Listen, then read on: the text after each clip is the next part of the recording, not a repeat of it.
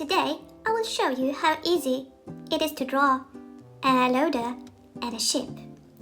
First, draw 3 small circles and 2 big circles. Connect the circles with lines, and you have the shape of a loader.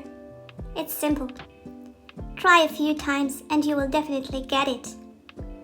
You can find drawing sets in the description below the video. I'm coloring my loader yellow. Well done. It looks nice and easy. Try it. Up next is, guess what?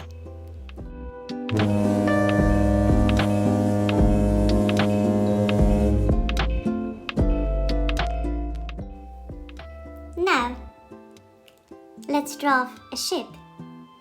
A ship is made by connecting a few lines at the right angles.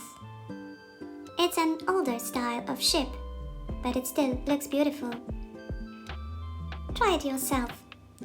I'm coloring my ship in different shades of blue. It looks nice. Happy drawing and see you soon. Well done. Bye. Oh, blue looks really nice. Well done.